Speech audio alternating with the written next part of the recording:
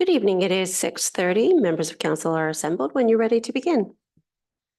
Thank you. I'd like to call to order this meeting of the Saugeen Shores Council. It's a regular council meeting and the date is February the 20th, 2024. Our first order of business is a land acknowledgement, and I'll read that tonight. We acknowledge that we are meeting on the traditional lands and treaty territory of the Saugeen Ojibwe Nation, which consists of the Chippewas of Saugeen and the Chippewas and Nawash unceded First Nation. We understand this land holds immense significance to the people of Saugeen Ojibwe Nation. We appreciate those who live and work alongside us today and who continue the traditions of their ancestors as stewards of the land we are privileged to inhabit. We thank them for the contributions they have made in both caring for the land and in shaping this community. We commit to truth and reconciliation, to acknowledging the truth about what happened to Indigenous peoples because of colonization, and to reconciliation, which begins with each and every one of us. I'm just going to take a moment to acknowledge that our neighbors at Saugeen participated, the volunteer firefighters there participated in a very difficult fire over the weekend and were able to enter a burning structure and get someone out safely, and they did save a life, and we should all be grateful that we have volunteer firefighters in our area that put themselves at risk to do incredibly dangerous work, and thank goodness most of the time they're very successful. As a local government and public organization, we are dedicated to learning about Indigenous culture, to fostering a better relationship with First Nations and their people, and we commit ourselves to actions that move us forward on a path to healing along with the Saugeen Ojibwe Nation. At this point, any member can declare a pecuniary interest. They can do it now or at any point during the meeting. I do have one. I'd like to indicate that the Mayor, Luc Charbonneau, has a disclosure of pecuniary interest form filled out, and I'll just read what he wrote on it. I have an indirect interest in pertaining to zoning bylaw amendment Z-2023-056 on the basis that I have a shareholder interest in a property lying within the statutory notice area for the application.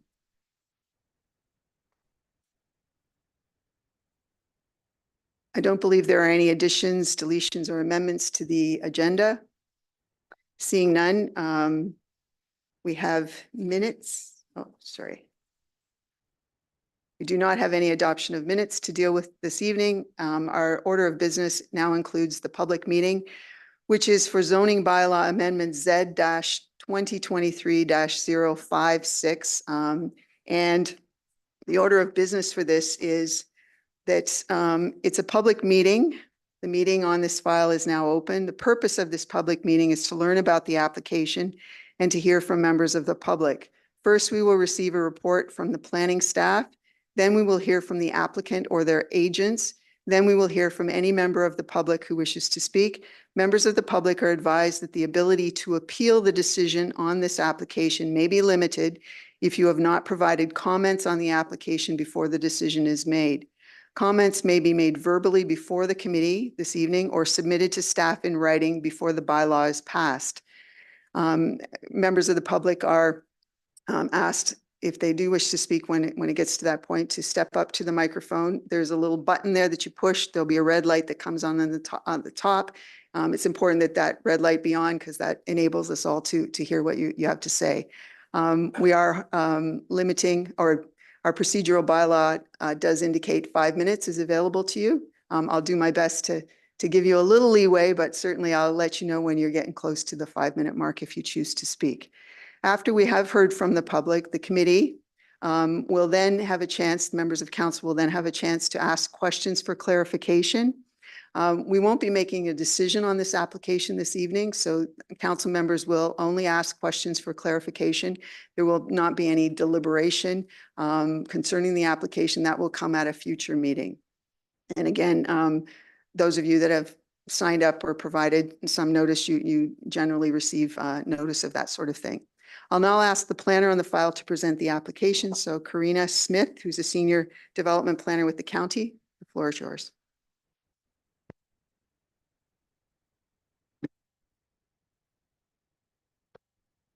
Thank you, through you, Madam Chair. I do have a slight presentation for council this evening. I'll try not to take too much time because we do want to hear from members of the public and from council this evening. And I understand the agent on the file also has a presentation for council this evening as well. So the application before you tonight is for an information report. We are looking to get impact or input from members of the public and council this evening. So as already indicated, there will be no decision rendered. But the application before you is a zoning bylaw amendment application for Carson Supply. It is being considered with a related county official plan amendment application, which is why you see two file numbers on this first screen. The agent on the file is Cobide Engineering, who is here this evening, as well as some of the other consulting team. So you can see from the site plan, the property is located on County Road 3, as well as Highway 21. It is between Southampton and Port Elgin in a rural part of the town of Saugeen Shores. So the purpose of the zoning bylaw amendment application is to rezone a portion of the property. So the property itself is over 50 hectares in size, and they are looking to rezone and redesignate 13.5 hectares approximately of those lands. And the zoning bylaw amendment would specifically rezone the property from agricultural or an A zone to an agricultural commercial special zone with a holding provision. And what that holding provision would identify is things that would need to be done by the applicant before a building permit could be issued. For example, there is an archaeological assessment that needs to be completed on the site prior to development and site alteration. So that would be one of the holding provisions included with the amendment. The related county official plan amendment is proposing to redesignate a portion of the property, and the lands are currently designated agricultural areas, and they're looking to add an exception which would permit the uses that they're seeking to undertake on the property. So the uses specifically that they're looking to do on that one portion of the site is to allow for concrete manufacturing, as well as having an outdoor storage component, parking for their employees, as well as a stormwater management pond. The application would also permit a future polyvinyl chloride or PVC manufacturing facility on the property at a future date. So I apologize for the quality of the site plan. It doesn't quite show up quite well in the PDF, but this shows just the portion of the property that's 13.5 hectares. It's showing an area for two proposed buildings. So the one is in the darkest shaded color on the plan. That would be the original concrete manufacturing proposed building with an addition that's proposed to that building at some point in the future. The second building would be for the PVC manufacturing facility. So I wanted to include this mapping just for context. So this is the county official plan map. What you can see is the property is highlighted in an orange-red color, and the green is showing the agricultural designation. So everything in green is currently designated agriculture in the county official plan. Some of the surrounding land uses, for example, those shown in yellow with an RUR or rural designation. There are lands also shown in white with dash blue lines. Those are shown as an HAZ or hazard areas designation. There are no hazard areas on the property. To the north of the site is open space or OS, and those are the existing golf courses to the north of the site. And then in pink, in the far left-hand side of the property is the settlement area. So that includes Port Elgin and Southampton. And then just further context for this site. So the local official plan, so the town of Saugeen Shores official plan does not apply to this property because it is in the rural area, but it does fall within the town's zoning bylaw. So the property is currently shown in green. It is zoned agricultural, and there is a small portion also zoned institutional, which is associated with the church that is immediately next door. So they are looking to rezone just that corner of the property, the 13.5 hectares of the total 50.5 for a 53.5 hectare site. The other thing I wanted to highlight just on this zoning map, it highlights that there are other lands zoned in this area. Some of the lands to the immediate south in pink are also zoned agricultural commercial, either 1 or 2. The land shown in purple are zoned either extractive industrial, so the properties to the immediate east of the site are active aggregate extraction operations. And there's in the north portion of this plan, you can see a purple area as well next to the settlement area of Southampton. That is light industrial. And I wanted to highlight that because it was one of the properties that the applicant did look at through their analysis of other properties in the area that might be suitable for this proposed development.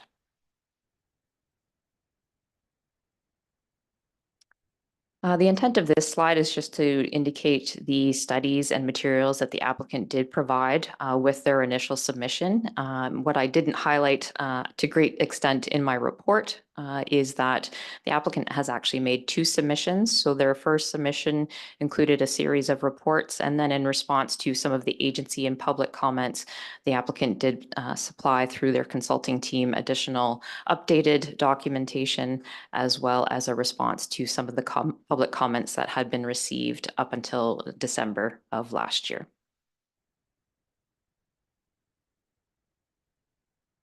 So my staff report, which again is just for information purposes for this council, is included on the agenda for the Town of Saugeen Shores website. For this particular meeting, you can also find my staff report, which is included on the county website as well. In that report, I do touch on several areas that were considered in the review, just to highlight to this council some of the background work that the applicant has done and some of the policies that are being considered in the review. I won't go into a lot of detail, but I'm happy to answer any questions on any of those sections of the report. And just to highlight to council and members of the public as well, that when the county does receive an application, we do circulate out to a broad range of agencies.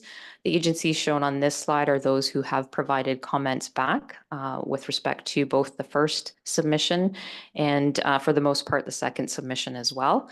We are still currently waiting feedback from the Ministry of Transportation on the second submission.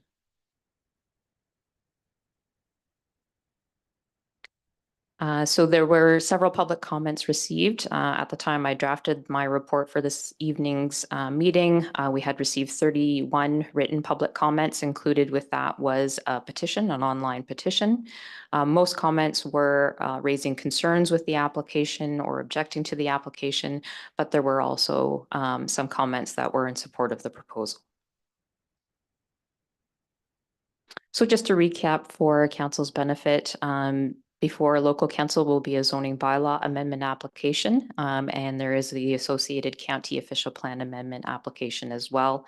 Both of those together are being requested by the applicant to allow for concrete manufacturing on the site, which includes an outdoor storage component, parking, and a stormwater management pond. And at a future date, they would also like to move their PVC manufacturing facility to that location. So this evening is an information report. The next step in the process would be to gather input from members of the public and council from today's meeting and to regroup with town staff, other agencies as needed, and the applicant to determine next steps. There will be another public meeting for the purposes of the county official plan amendment, and notice will go out to all of the surrounding landowners and any member of the public who's expressed an interest in that application. I would note that the public meeting before the county council has not been scheduled at this time. When it is scheduled, you will receive and members of the public will receive that notice. It is likely at that point, it won't be a public meeting just for information, but the county staff will be making a recommendation on the application. After that point, we would then bring the zoning bylaw amendment back to this council for a decision as well. So that concludes my presentation. Thank you, Karina. I'll now ask the applicant or their agent, and I believe Dana Kiefer from Cobite is going to speak. Thank you.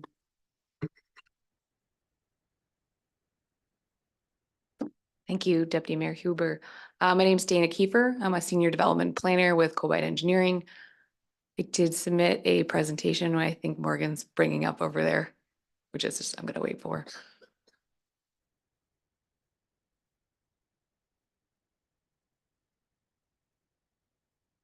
Okay, As Karina covered, so I'll lightly cover kind of what we're going to go over again. I'll go a little bit more into detail than Karina did with her presentation. I'm here on behalf of Carson's Supply, which is a 40-year-old business located at 1071 Goddard Street in Port Elgin. Currently, they manufacture both PVC and do concrete forming at that shop location. They are proposing a partial relocation.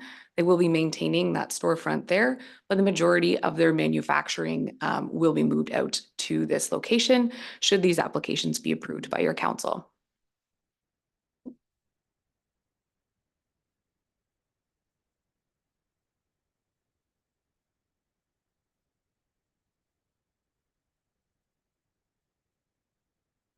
That gonna work, Morgan, or? Okay. There we go. Yep.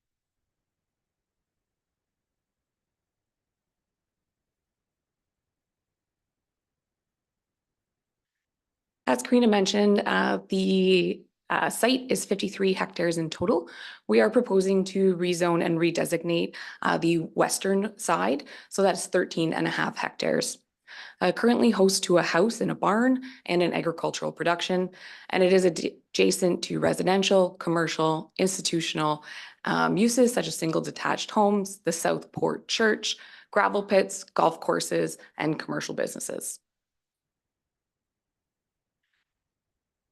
The development concept includes a concrete manufacturing plant, a custom PVC injection and extrusion facility, a stormwater management pond, ample outdoor storage.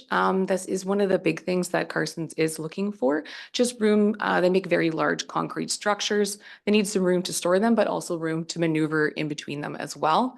A parking area, and it is projected that 50 additional jobs are expected at full build out. It is a designated agricultural area. The property is being considered to be redesignated to rural in the official plan update for the Bruce County official plan. And this amendment would permit an industrial use in an agricultural area.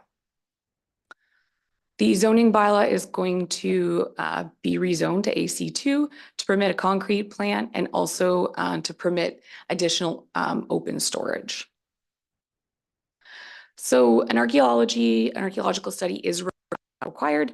Due to the timing right now, they can only do archaeological studies not in the winter, so a holding will be applied for that. A traffic study was completed. No traffic upgrades were required. A functional servicing report. A municipal water is proposed for potable water, but a well is proposed for the industrial use. Any private septic system. Municipal sewage is not available at the location. Stormwater management pond is proposed to outlet to Highway 21, pre-Womass post flows, and a hydrogeological study was completed. The well will draw from the bedrock aquifer, so it's not expected to impact nearby dug wells. That's going to draw from a different aquifer, and there's about 70 meters difference between where a dug well would draw and where they're going to propose to draw from. So we did receive several neighborhood letters, a lot of concern surrounding vinyl chloride. Did want to note for council that PVC extrusion is happening at 1071 currently. They use a pellet, and so they aren't manufacturing PVC. It already comes in a pellet form. They melt that down and have a custom extrusion business where they mold it into certain shapes. Those PVC pieces are then shipped all across Canada and the United States. I did touch on water already, council. Shallow dug wells are pulling from an upper aquifer. Carson's are proposing to do a deeper well that's going to pull from the bedrock aquifer. So they're quite separate geologically. There we go. That's the word I'm looking for. So they aren't expected to impact the dug wells in the area. It is designated prime agricultural land, is considered a class 2 at this point. I did note earlier that they are looking at redesignating it to rural in the county official plan update. Not sure where that is going to land. I'm not sure Karina might be able to address that at a point. But it is quite fragmented in that area already, which I'm assuming is what is impacting that designation or consideration for a different designation. And then finally, nearby residential uses. There are residential uses surrounding the proposed property. I did want to highlight for council that the proposed outdoor storage area and the plant are going to be set back quite a ways from these uses. 81 meters between the outdoor storage area and the residential property line.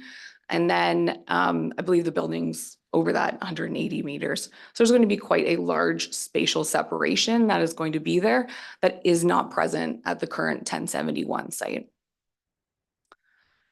So when we're citing industrial uses next to residential uses or more sensitive uses, planners use what's called the D6 guidelines. In the D6 guidelines, there's 3 different classes of industrial uses, 1, 2, and 3. What Carson's is proposing is considered to be a class 2 industrial use. Therefore, a 70-meter setback is recommended. There is 187 meters proposed between the new buildings and the residential and institutional uses, and 81 meters proposed between the outdoor storage and the residential or institutional uses. So we are meeting those recommended setbacks from the D6 guidelines. In addition to that, Carson's are proposing to landscape berm around all 3 sides of the property. The side that is next to the eastern side that is next to the agricultural use will probably not have a berm because they do own that. They are going to pave the driveway to keep dust at a minimum. And then also that spatial separation that I mentioned before, just that space in between the 2 uses is going to help ease compatibility concerns. So in conclusion, there is a lack of suitable employment lands within the settlement area that offer that required buffer between residential and manufacturing uses, along with a size that is sufficient for the proponent's outdoor storage needs. Section 2.3.6 of the PPS permits limited non-residential uses to located in the agricultural areas, and the proposed meets the required test. 1, it's not a specialty crop area. 2, it complies with minimum distance separation. 3, Saugeen Shores has been identified to have an employment land shortfall over the planning term of 7 hectares, and also that the report identified there is a lack of large employment sites in Bruce County as a whole. And then finally, that several alternate locations were considered, but unfortunately none were found to be suitable. This is really the most suitable lands that we could find that meets all of Carson's needs. Really appreciate your time. Very happy to answer questions if you guys have any. Thank you. Thank you, Dana. We'll now open it up to members of the public. And I do have 4 speakers noted on the list here. So I'll start with those 4. And I'm going to mispronounce your name, Wanda, you know that. But first up will be Wanda Desirantz. If you could just state your full name, then the pronunciation will get in the record. No worries. And Thank you. again, you have 5 minutes. Thanks. Thank you. My name is Wanda Derzanowski. I live about 2 kilometers, a little less than 2 kilometers south of the proposed site. I'm concerned about the toxicity of the products being fabricated at that location. I'm also concerned about the amount of traffic on Bruce Road 3. There's a lot of industrial usage that will go by that place. And at the corner of Carlisle and Bruce Road 3, I've seen a number of accidents. It's a heavy area for tourists coming in during the summer season. I live right on Bruce Road 3. Also, I'm concerned about the volatility of concrete itself. Volatile organic compounds irritate eyes, skin, and respiratory systems. Higher concentration affects your liver, your kidney, and your brain. Reduced lung development in children and higher rates of asthma, bronchitis, and heart disease and cancer. Silica affects the lungs. There's injuries, including silicosis and lung cancer. If you live near a plant, there's higher exposure to those toxins. Cement dust irritates and the nose, throat, and respiratory system. Components of concrete are not healthy. As far as the PVC, flame resistant PVC, but they can smolder unnoticed and release extra dangerous gases past acute and chronic health hazards to building occupants, firefighters, and communities. And I'm wondering if our fire department would be able to handle some kind of a fire in that area, and our hospitals as well. Two products of PVC construction is the hydrochloride, and there's the corrosive, highly toxic gas that can burn skin and cause severe permanent respiratory damage. Dioxin is most dangerous man-made carcinogen, which will persist in the environment through long periods of time. PVC is the largest contributor to the world's dioxin burden. Vinyl chloride, an essential component of PVC, is a carcinogenic and potentially explosive gas with a mild sweet odor which can enter drinking water released from contact with PVC pipes. So I understand that there's a pond. The pond itself, how large is it going to be? How it will be maintained and cleaned? How will the water be protected for neighboring areas? Water travels, whether it's at an aquifer on a different plane, water still finds its way through where it needs to go. And for me, I guess the main thing is, how could a community of Saugeen Shores even consider something like this? If the County of Bruce and Saugeen Shores Township has not prepared the area for growth, and by creating an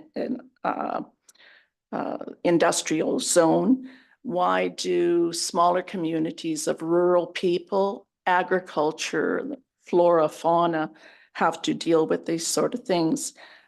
If this becomes a building on a project that goes through, then it sets a precedent for other areas where people have built their homes, which will be devalued most definitely, for the peace and quiet that they wanted to live in the rural areas. They don't want to live in the cities. They don't want the noise. They don't want the pollution. And it was really unfair to make agriculture rural areas have to deal with these sort of things. So that's pretty much it for now. Thank you very much. Thank you, Wanda.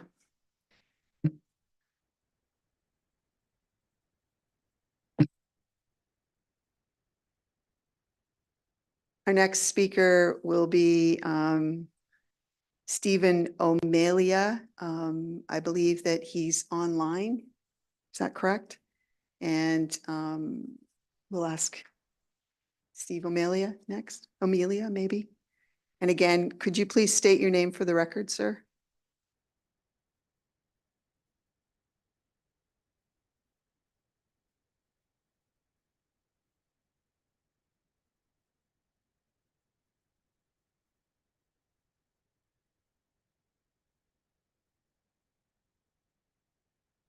Good evening, Mayor Huber. Can you hear me okay?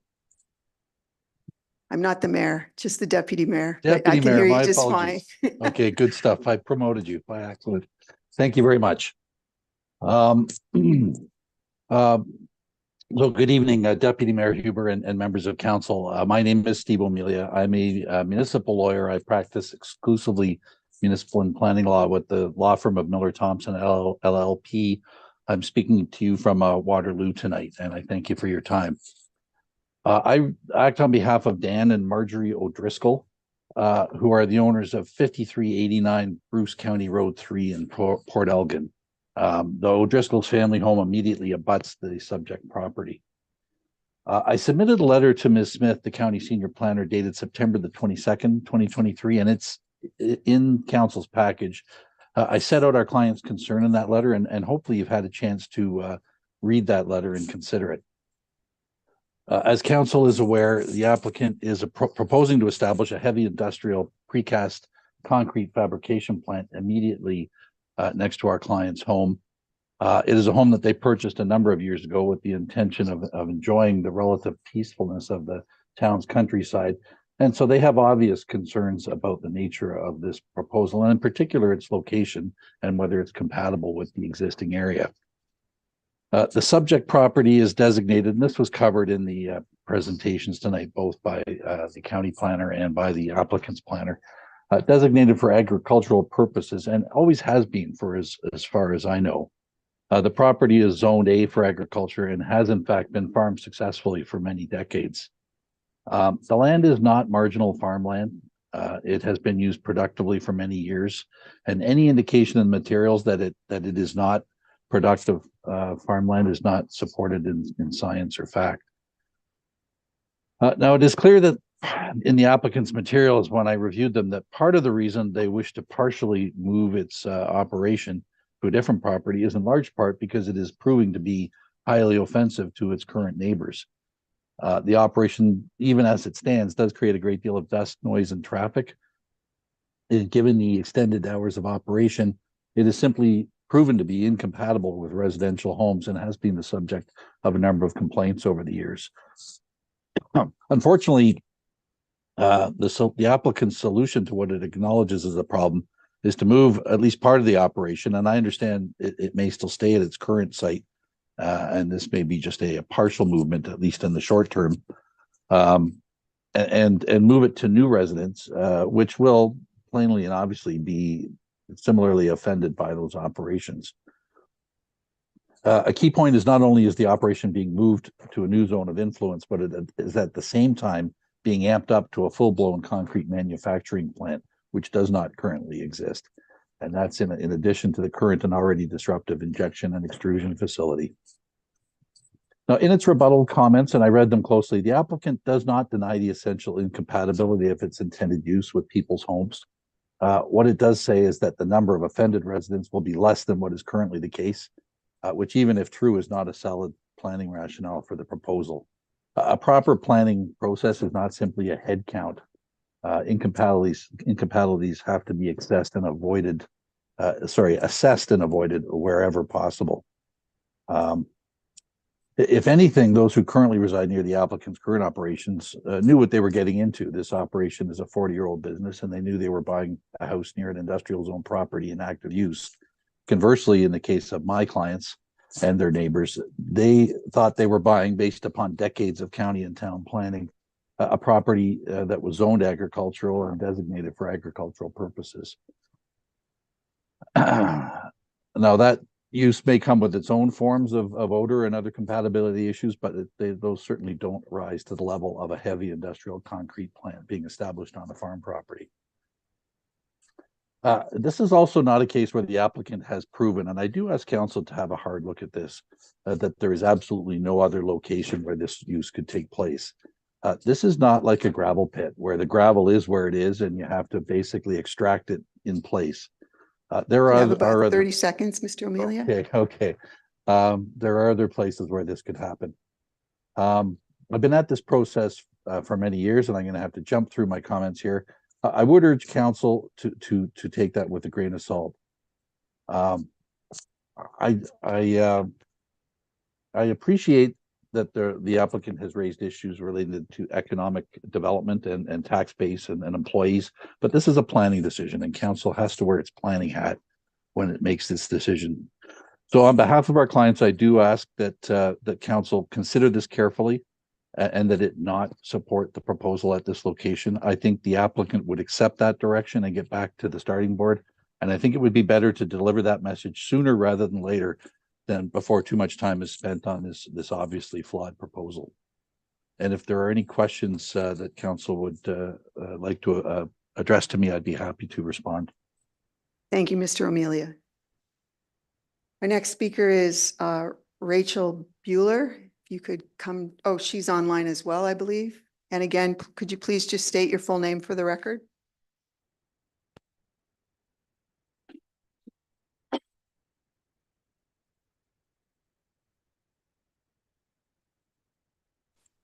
Hi, sorry, it's Rachel Bueller.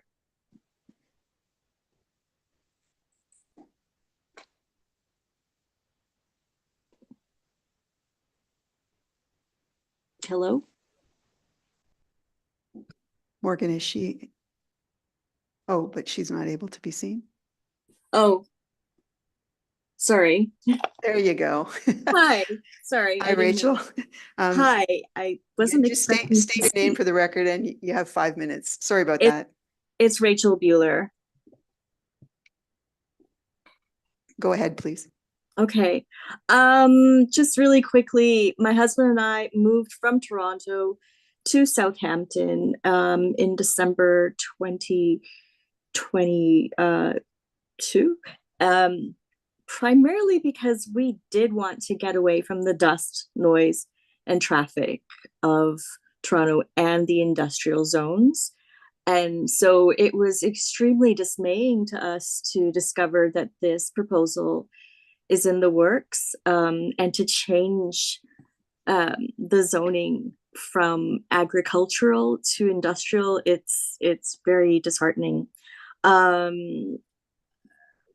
We're not scientists or anything, but it seems as though to have a full concrete plant taking place on former farmland, it just doesn't make any sense to us. I'll just read the comments that I had sent before to Karina Smith. I'm greatly concerned since vinyl chloride is a gas that's highly explosive and it's a non-threshold carcinogen.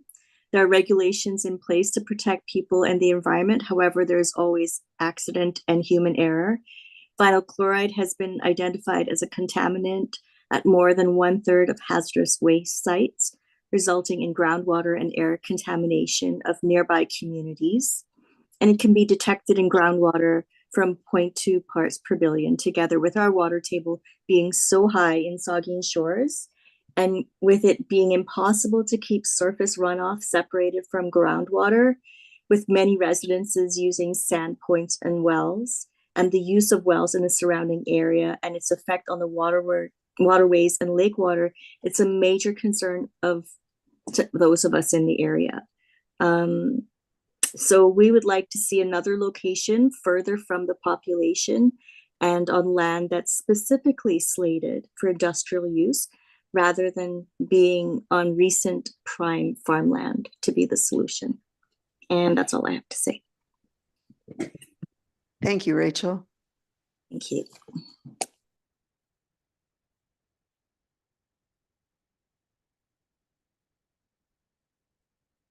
And I have Paul Galbraith.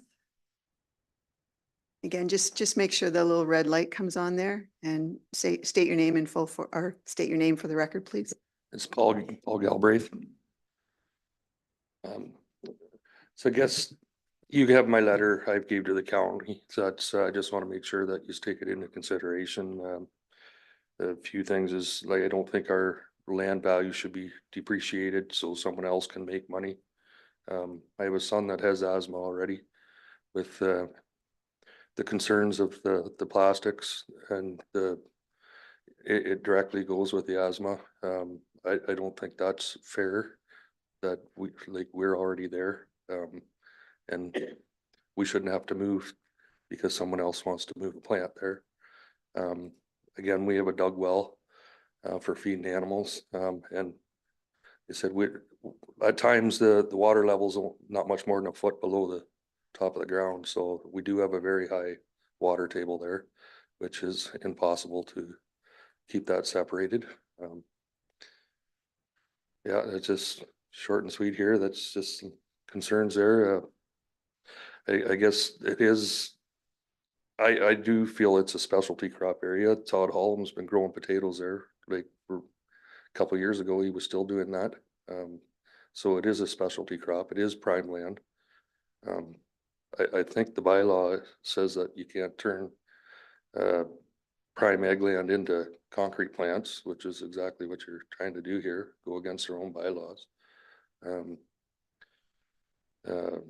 Yeah, and you've turned neighbors down before, like in the last year or two, which actually was scrub land for agricultural.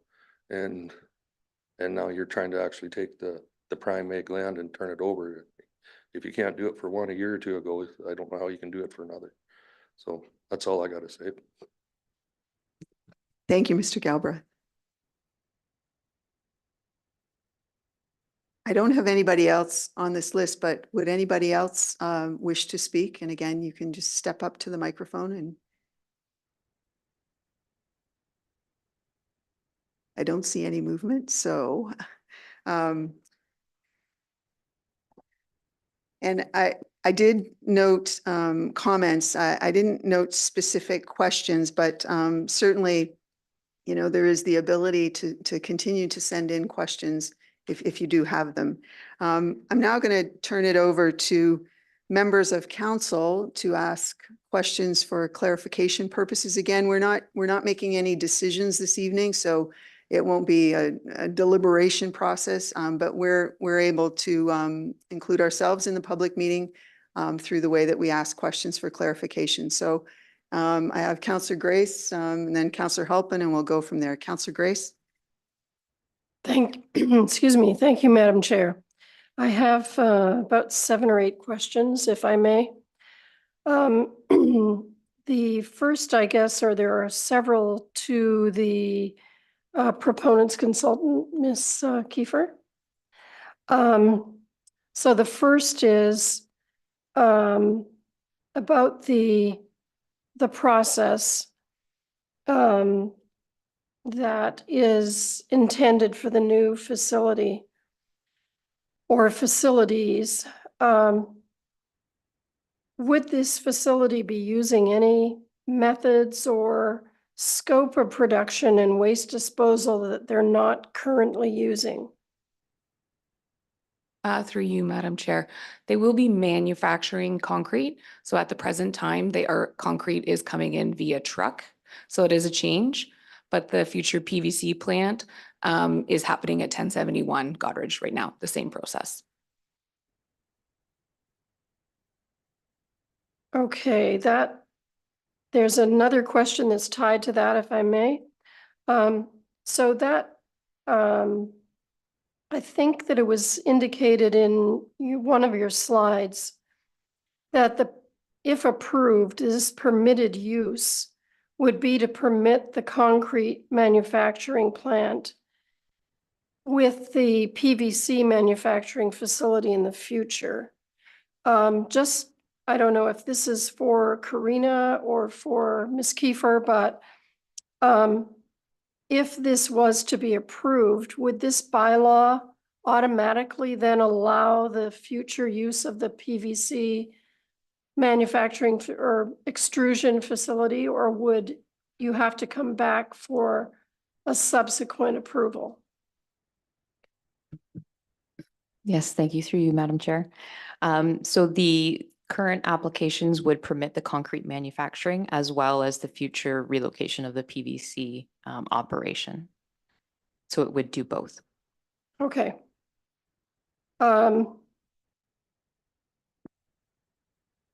So just to be clear then, there will be nothing different about the PVC process than what is happening now at 1071 Goderich. Through you, Madam Chair, the process, no, will be a bit larger in scale than what's happening, but the process will remain the same. How much larger? 50%. Through you, Madam Chair, approximately 50%. Okay.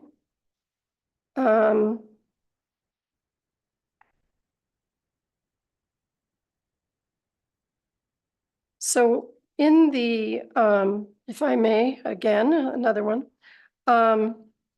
in the report, it talks about the fact that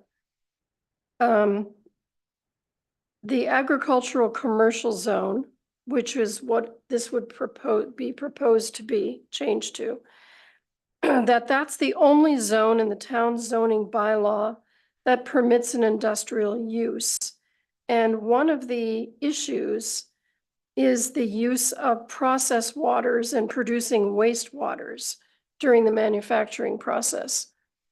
But in our is that to do with the PVC production? Or is it to do with the concrete production or both? Through you, Madam Chair, the concrete manufacturing will use water. So the PVC production does not include water?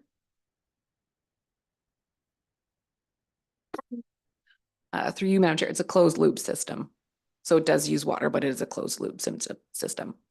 And is there any wastewater from the closed loop system that would be emitted No. into our town system? Through you, Madam Chair, no. What happens to that water? It's reused for the next batch. That would be the closed loop. Okay, I'm sorry, I'm ignorant of the process, so. Okay. So the closed loop process, eventually, that water just can't be used perpetually, can it? It can? Through you, Madam Chair, it filters perpetually. So it's used over and over and over and never is, like, if that water is to be eventually not used, would it be shipped away or how would it be? I'm trying to figure out how it would be disposed of. Through you, Madam Chair, if it ever was not to be used again, then yes, it would have to be shipped away. It would never enter our water system. Okay.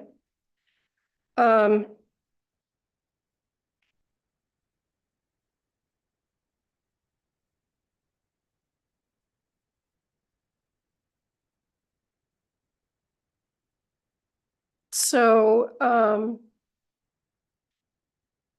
when I was reading about doing a little bit of extra research on this, I read about dry and wet mix batching plants for concrete. Which one of these would this be? Through you, Madam Chair. Through you, Madam Chair, wet. Wet, okay, and that's why we have the water processing That's issue, correct. okay.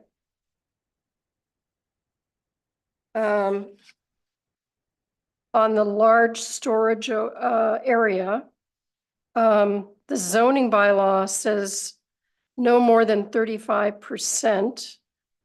But it says that this would be more than 50%. Is there a precise percentage? Either Dana or Karina for the large storage area?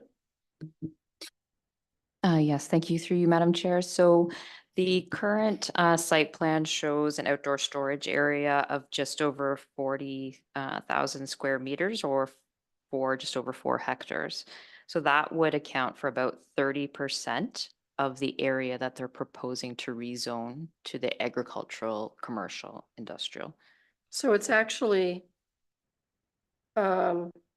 below 35%. It's below 35. There is just a discrepancy between the site plan and the planning justification report, which has that percentage at 45%. So we will clarify that for the next report.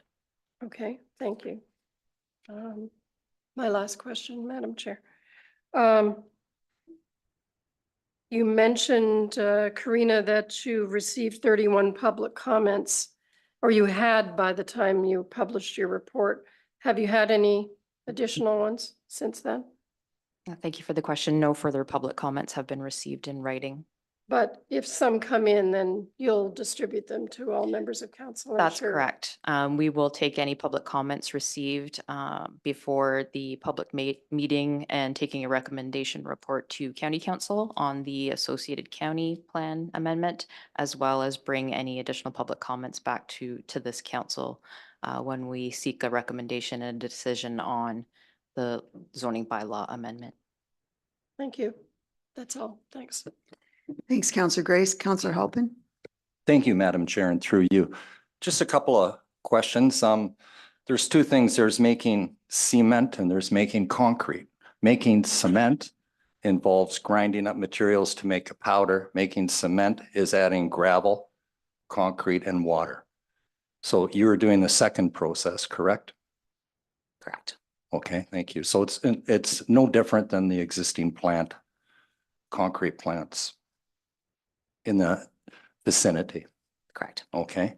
My next question was about the vinyl process. Now, I've never seen these pipes be made, but I've gone through factories where they make windows and there's no PVC gases there. They have boxes and containers full of pellets. Those pellets are then melted and extruded to make the window frames. Is your process the same? Through you, Madam Chair, yes. Okay. There is no gases or anything at the location. They melt the pellets to make their PVC forms. And those, and through you, Chair. So, and that process, those pellets are made in industrial plants somewhere far from here, correct? Through you, Madam Chair, yes. Okay, thank you. How, and the total area of that farm is, I'm sorry, I should have remembered this. How many hectares is it and how many hectares is being used for the property? Through you, Madam Chair, it's 53 total, 13, and approximately half are being proposed Okay, to be redesignated, rezoned. thank you. Thank you. Councillor Mayette. Thank you, Madam Chair. Thank you for the presentation. Just further along the same train of thought, I'll just pick up where Councillor Halpin left off. 54 acres is the total property, which in my mind, 200 acres or so, 54 hectares. 150. 150 acres, okay, 150 acres. And you're going to use 13 hectares for the proposed factory and laydown area and so on and so forth. What's going to be done with the balance of the rest of the property? Is it continued to be in, they're going to rent it out for agricultural use as well? Through you, Madam Chair, yes. So there is a house and existing barn, and the land will continue to be farmed and likely rented out. Okay, so you're using about 25% of the total area, give or take.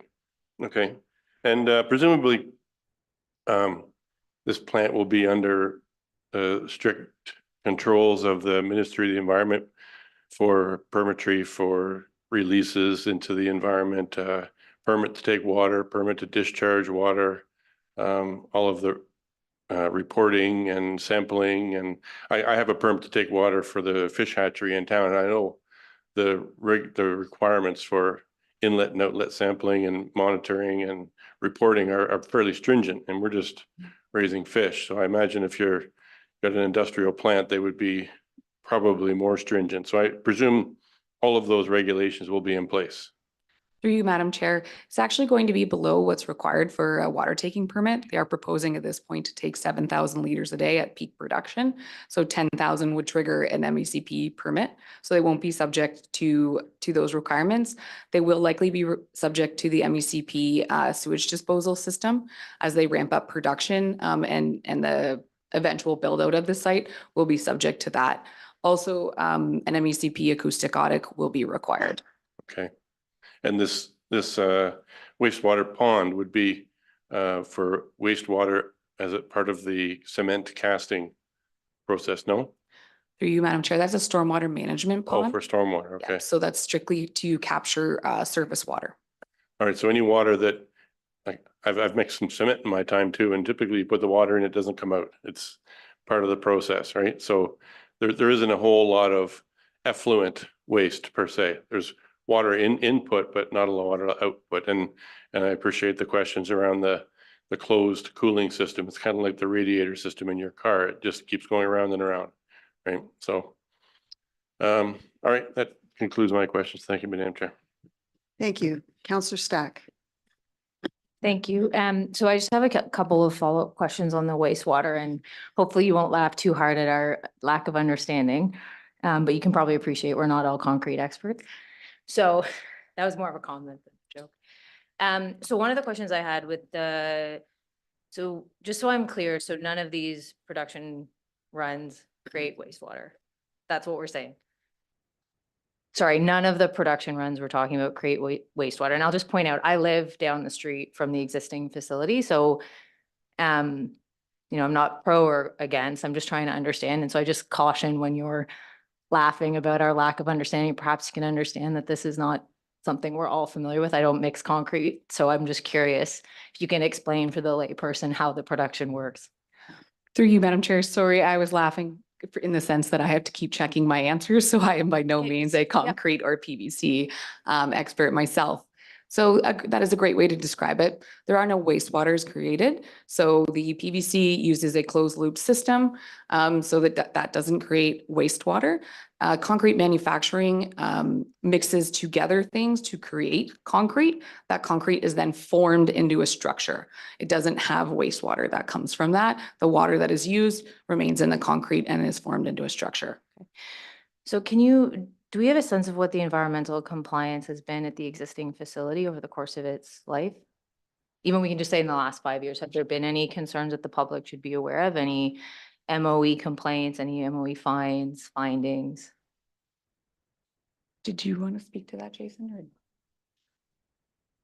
Sure. The facility has gone through a noise audit in recent years through you, Madam Chair. Okay. Were there any other locations that were considered? And I'll sort of provide the context that we do, my concern just with the production of the existing facility, it's kind of set back and a bit hidden, and it's on a more kind of commercial strip. Where you're proposing to go is a fairly visible area. We already have some challenges with the visual appeal of that area. And so my concern, just quite frankly, is what we're going to see when we're traversing the community from one area to the other. So now there may be an additional visual block between the two communities that were, as many of you know, celebrating the 25th anniversary of the bringing together of the two communities. And now we're proposing to put a facility that could very well create a fairly significant optical divide.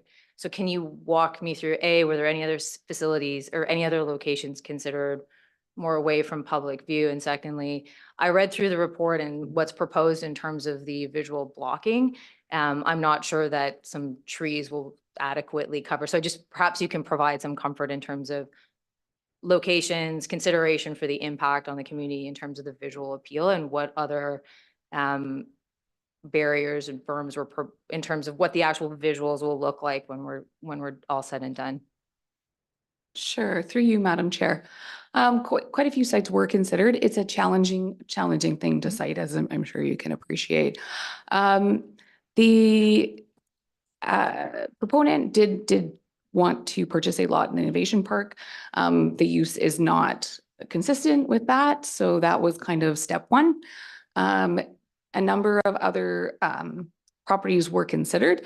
The main drive to that is it kind of checks all the boxes. One, it has access to Bruce Road 3 and very close to Highway 21. Carson ships across North America, so getting things on the road network is very important. So location on a county highway is really important as well, because then you don't have half load limits. So half load limits is going to double your truck traffic in half load season. So that's again a consideration. The other one was three-phase power, which the site has. So as we get to more rural locations that are more removed from the public, these are the things that we start to lose to make it less of a viable industrial site for the proponent. So I understand your concerns, but due to its location being adjacent to settlement areas, that's what that drives and meets Carson's needs. And just so I'm clear, you did consider the Innovation Park, but it was declined because it's not, I'm guessing, specific to innovation. It's more of an industrial facility. Okay. Through you, Madam Chair, yes. Okay, that's interesting, and something I'll take the opportunity to note has continued to be my issue with the Innovation Park, is that we have an opportunity to put something better place, and now we're having a debate about putting a manufacturing facility, which exists, and I live beside it. I've never been super fussed about it. But I just want to note that once again, it's a good example of the Innovation Parks, potentially the better usages. And now we're put in this position where we're making a decision that obviously has some community challenges. Councillor Stack, do you have further questions? I don't. I just wanted to clarify that. Yeah. Thank you. Thank you. I believe Councillor Davinsky and then the Vice Deputy Mayor. Councillor Davinsky, go ahead. Thank you, Madam Deputy Mayor. Yes, I have a couple of questions. One of my questions, because we've been talking about noise and dust and everything else, I want to know, will this be a 5-day-a-week, a 7-day-week operation? Has that been decided yet?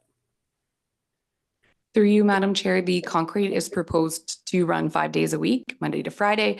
The PVC will be 24 hours when it is constructed, the same as it is at 1071 Godridge currently.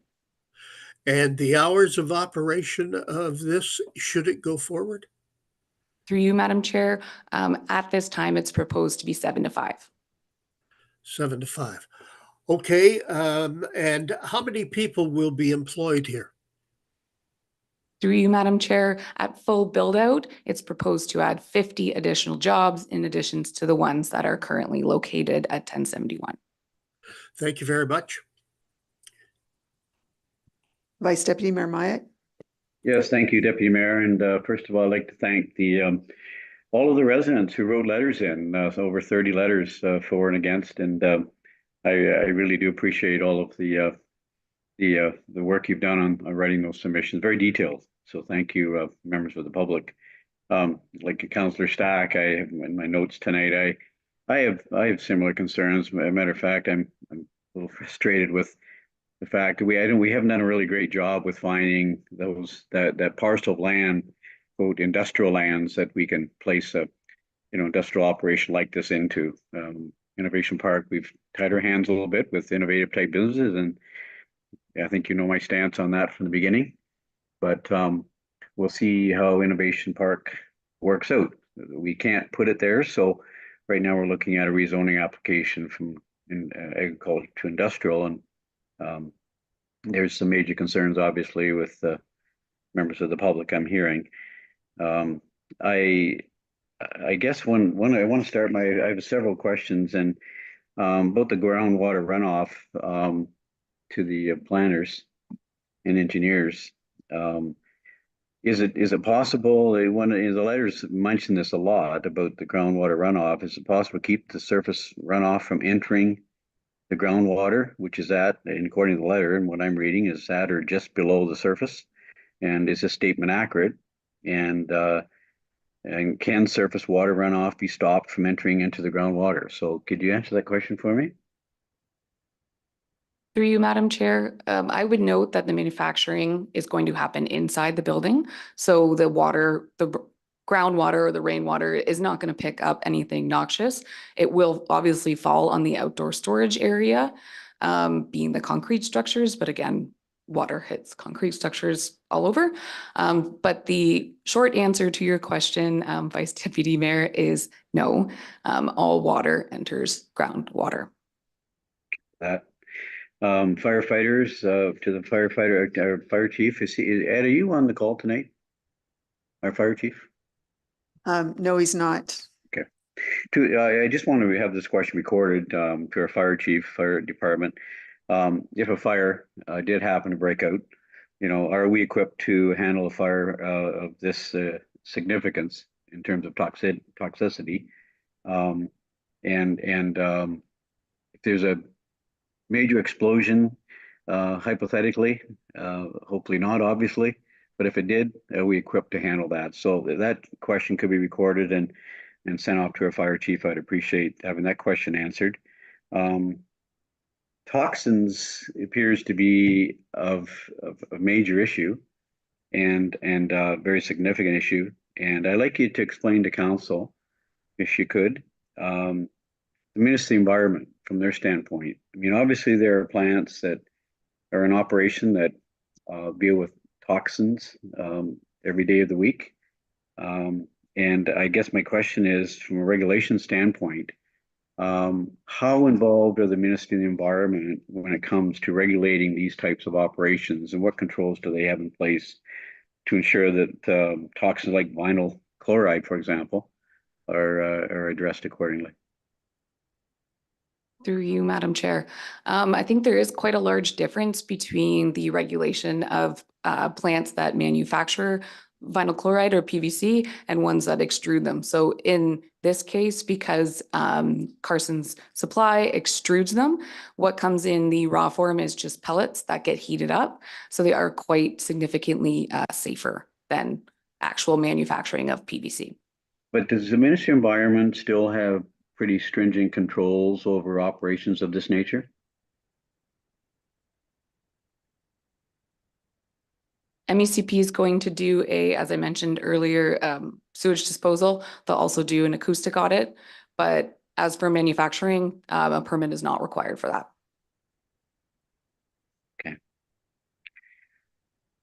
Well, again, and it's just really a statement, and I'll make further statements when the final decisions is forthcoming in a month or 2 or 3 or 4 months, whenever that may be. But, we, in my view, need to do a better job with, and it's really, I'm not sure who's Vice fault Deputy it's Mayor, on. do you have a question for clarification, please? No, it's just expressing my frustration with the lack of industrial lands that we've zoned and not zoned for this type of use. So there's no further questions. Thank you. Councillor Halpin? Just one follow-up for clarification. These pellets are inert, like you can pick them up and hold them in your hand. They're fundamentally no different than the window frame that you touch. Through Madam Chair, that's correct. Yes. Thank you.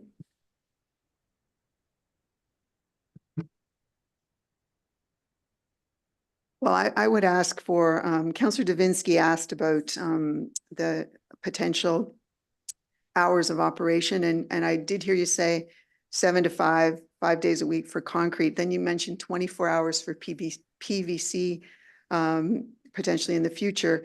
Would that be 24 hours, 7 days a week, or still just 5 days a week? Through you, Madam Chair, 5. Okay. I did scope through my list too, and I think all of my questions were picked up by members. And I also note that some of what was said by members of the public, questions came from members of council that picked up on some of the areas. In particular, the concern or the question that Vice Deputy Mayor Myatt had about making sure that we get information about the potential for our own volunteer fire department to deal with any potential issue. And I know that someone in the audience also asked about the potential related to the hospital. So those are certainly areas that I hope they were noted, and that there might be a comment come later. I don't believe that the hospital is an agency that gets consulted. However, it might be an area that could be explored. Councillor Stack, go ahead. And just another, thank you. And just another maybe question to build on to that, just sort of recognizing where we are. Maybe the question we should ask is, does our fire department have an existing capacity to respond to the events that would happen at the existing facility? So we should, just recognizing that there is existing operations, it'd be useful to know whether they feel comfortable responding to the existing operations. Thank you. As a member of the Emergency Preparedness Committee, I can assure you that we discuss all kinds of scenarios that could potentially happen in the community. And the fire chief is very good at anticipating and making sure that issues are at least thought about and potential plans are there. But I'm sure that there will be some information following this meeting that comes directly from the fire chief. Councillor Halpin? Just the last comment that in all these planning things, I just encourage people to keep writing. Like every time we have one of these meetings, we learn more about it. Every time more questions come up. And I just want to encourage the public that I read every letter that was sent. I do my best to return every email, and I'm interested in hearing from the public and to continue hearing from the public about this issue. Thank you. Any other comments from members? Karina, did you wish to say something? Yes, thank Go you. ahead, Through you, please. Madam Chair, if I may, just to your question with respect to circulation to agencies. So the county does circulate Grey Bruce Health Unit, but we will reach out to them. We did not receive comments, but we can reach out to them as well as the fire chief to get further feedback. Thank you for that. And I do believe that Councillor Grace asked if there were any written submissions that were not already circulated, and certainly any that come in from this point, you will make sure that they're provided. And as Councillor Halpin said, we all do receive those and read them. And let's see now, I now declare the public meeting to be closed. Oh, sorry, Vice Deputy Mayor Myatt. Yeah, thank you. Sorry, when you're online on Zoom, it's a little more hard, I know, to recognize. Just around process, could someone in the room explain to me the next steps and how long this process could take? That was going to be my next comment too. So you just beat me to it. So perhaps Karina, before I close the public meeting, you can walk us through what the next steps will be. Certainly through you, Madam Chair. So the next steps would be to review the input provided at this meeting by council as well as members of the public. We would review that with town staff, any applicable agencies, including the fire chief, as had been highlighted earlier. We would also discuss that with the applicant in terms of whether or not there are any revisions needed to the proposal or additional information required before planning staff take a recommendation forward. So in terms of next steps, the next step would be the public meeting associated with the county official plan amendment, which is the related file. We would take that report forward with a recommendation to county council to make a decision on the county official plan amendment. And then at a subsequent meeting, we would come back to local council with a recommendation report seeking a decision on the zoning bylaw amendment. Anything further, Vice Deputy Mayor Myatt? Thank you. Okay, I now declare the public meeting to be closed. And in terms of the rest of the agenda, we don't have a closed session for this, closed to public session. Oh, right. Yes, sorry. See, I'm not the mayor. I need a little guidance here every now and again. We do have a recommendation that council receive this zoning bylaw amendment Z-2023-056, Carson in brackets, the report for information. I need a mover and a seconder for that. It's to receive a move by Councillor Halpin, seconded by Councillor Mayette. All those in favor? That's carried. So now we do not have a close to public item on the agenda this evening. There's no business arising. And then I get over to confirmatory bylaw, which we have a recommendation that bylaw 15-2024 being a bylaw to confirm the proceedings of the Council of the Town of Saugeen Shores is hereby read a first, second, and third time and finally passed and sealed this 20th day of February 2024. Can I have a mover and a seconder for that? Moved by Councillor Grace, seconded by Councillor Halpin. All those in favor? And that carries.